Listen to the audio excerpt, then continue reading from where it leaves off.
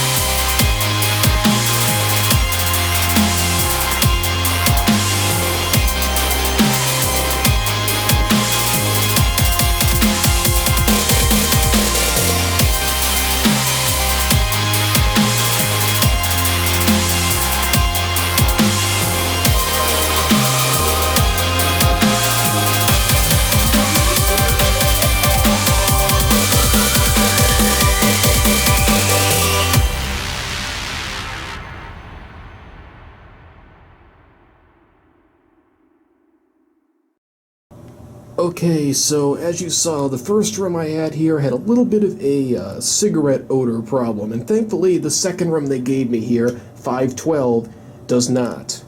Now, I'm not super fond of this property so far. I mean, obviously getting a room that smells of cigarette smoke is not the best way to start your stay, and I just think that the corridors have sort of like this grungy, creepy look to them. The whole hotel just doesn't seem that terribly inviting. As you can see, I had a little bit of fun with some of the footage that I shot in the hallway. But anyway, let's take a serious look at a guest room here. So starting off in the front, you have a simple fire map. It's a single corridor with rooms on either side. The hotel layout's very easy to maneuver, though it is a bit annoying that only one of the elevators works. It gets kind of crowded. Below that, we have this, Illinois hotel regulation thing that has to go on the door, which looks like, I don't know, it's been partially peeled off, kind of looks a little icky. And then here, I would guess the door was painted red originally, and there was something stuck here, and they took it off, so now we see the original red. The door has a new RFID card reader, which actually really surprised me, and a nice little latch lock on top for some additional security. As you first enter, you have an open closet, which is perfectly acceptable in this type of hotel. It's very nice and organized, has everything you need, a little luggage rack, ironing board, and the hangers, and all the basics that you need there. Now we'll turn our attention to the bathroom, which really confused me when I first came in this place. Basically, I came in here thinking, okay, how do you turn the light on? Over here, there's no switch behind the towels, nothing there. That's weird. So then you come back out here and think, oh, is this it? No, that's the light up here, so that comes back on. Then I went near thinking I was just crazy and missed it. Nothing behind the towels, nothing on this wall, nothing behind this over here. And I was getting so frustrated, I was like, what, did they just put the regular lights on a timer? No, that's the heat lamp that's on a timer. I mean, I guess it works for light, but it's not really ideal, if you're taking a shower and the timer runs out. And then finally, out of frustration, I looked at the outlet here, and this little thing on the top that doesn't even look like a switch, if you push to this side, the light comes on. Isn't that crazy? That's the light switch, this little bitty thing right here. I can't believe I even found it. Hey, look at that. Isn't that just the silliest thing? I mean, I guess in a house that might be passable since, you're in the same bathroom every day, but with guests coming in and out all the time, I mean, how many people do you think have trouble spotting that? So that is just crazy. I've never seen anything like that before. Now that I'm done, with my little lighting rant, this part of the bathroom actually looks pretty decent. We have a nice big mirror. It's nice and bright. The sink is a little bit finicky, but it works. It just makes a lot of noise. There's plenty of room here to store all your things. For some reason, they chose to fill the ice bucket with all the coffee and everything. But, I mean, they give you a little bag here to use, so that way you can, put your ice in something clean if you go to get ice. Some free cups, shampoo, pretty much just the basics that you expect. A bar of soap. Back here you have the toilet and the shower stall. I would guess that this shower stall was replaced sometime relatively recently because this curtain looks brand new. There's no mildew or anything on it. The tub itself also looks brand new. The plumbing all works really nicely. You can turn this on here, and you can see you get pretty decent pressure in the shower. So this, right here, this is pretty inviting. So this part of the bathroom isn't too bad. But then when you look up, there's this gigantic bubble in the ceiling where presumably the bathroom above this was leaking for a while. So, I mean, honestly, the bathroom basically is just passable. The shower's pretty nice, the sink is okay. Can't quite figure out this. The other thing I just noticed, personal pet peeve of mine, even though this is just a floor mat, I always hate it when hotels stack towels on top of the toilet. This seems kind of gross. And I mean, I guess if they clean the toilet, technically it's okay, but I've never cared too much for when hotels do that. Anyway, let's turn our attention to the rest of this room. Right as you come out of the bathroom, you are greeted with a nice fat stain on the carpet. First of many. Then out here we have sort of like this light wood type of furniture, and with that cream-colored wallpaper in the background and the floral curtains, I just walked in and thought, oh boy, welcome to 1998. This really has like that late 80s, early 90s vibe to it, which is okay because at least in this part it looks fairly clean until you dig a little deeper, but we'll save that for a minute from now. Anyway, we have a king-size bed here. This to me is the most attractive thing in the whole room. As you can see, I was messing with the bedding a bit, looking at it kind of in disbelief. It's nice, all washable bed linens, a nice down comforter with a duvet cover. The sheets are really nice. The mattress is really comfortable. The pillows are really nice. The bed gets top marks. I mean, this honestly surprised me. I was kind of expecting a bedspread that matched those curtains when I walked in. And it's a very nice, modern, inviting bed. But what's going on with this? I mean, really? Really?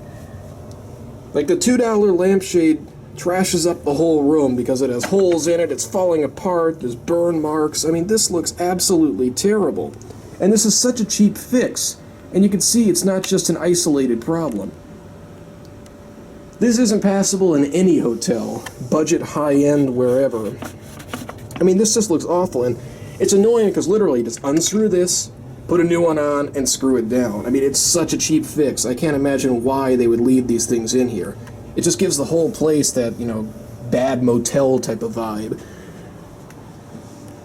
As for the rest of the room, over here you have a nice spacious desk with one of these lamps that has power outlets on it, which you can see I'm taking full advantage of here. I thought it was a pretty nice swivel chair at first, but then I noticed that the back was literally falling off. So, almost a nice desk. Back over here we have this little chair in the corner with an ottoman. Has a bit of a dated look to it, and then when you look a bit closer, there's quite a few stains all over this thing. So the chair should probably go too. Next to the bed we have the nightstands that match the backboard on the bed and all the other furniture, complete with a pretty standard hotel telephone and an older alarm clock. And then we get to the window, and I'll probably need to turn some lights off for this to actually work. So let's go ahead and open up these shears. And there's our view across the street. And I don't know if you could see on camera or not, but this window is absolutely filthy. You could probably see it from this angle here. It gives you a bad impression because the first thing you do when you come in a room is you want to walk, especially in a city, you want to walk over and see what you're looking out on. And then you open up the curtain and it looks like this window hasn't been washed in years. Granted, it's winter time, which makes exterior window washing difficult, if not impossible. But this looks to me like it hasn't been done in a very long time, especially considering how terrible the window in my first room looked. And also, like the first one, down here along the windowsill, there's water everywhere. Even the curtains are soaking wet, and it's also soaking wet down on the bottom too. So there's water leaking in here from somewhere, though I don't know where. And it's not even raining. It hasn't been raining all day, so I have no idea where this is coming from. And then the last thing that we have to look at down here is just a climate control unit. Simple Amana with a digital thermostat, which I have turned down nice and low because I like it cold. It's nice and quiet, does a pretty nice job.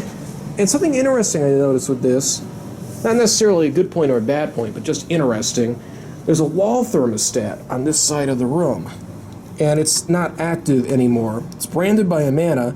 So I wonder if at some point they have one of these systems where, you know, you controlled it with an external thermostat. It was hooked in over there. Can't imagine why they would have gotten rid of that, but I mean, it doesn't really matter. It's just kind of a point of interest. Anyway, I mean, granted, I did not pay for this room or choose this hotel, and I looked up the price, and this is basically in the same category as hotels like the Hampton Inn on the other side of the river. So, sort of in that, I don't know what to call it, like low-end, high-end range. And I'll tell you, I would pick the Hampton Inn or any other hotel over this. I mean, this place is in not bad shape, but certainly not good shape either. There's a lot they could do to give this place a bit of a facelift, especially in the corridors and the lobby. And this certainly wouldn't be my pick on a return trip to Chicago. That being said, I have a comfortable bed and a good shower, and I didn't pay for the room, so I guess I can't complain too much. But that's it. Thank you very much for watching. I really hope you enjoyed the video, and goodbye. And also, coming to Chicago in the winter means it's very cold, so bring a hat.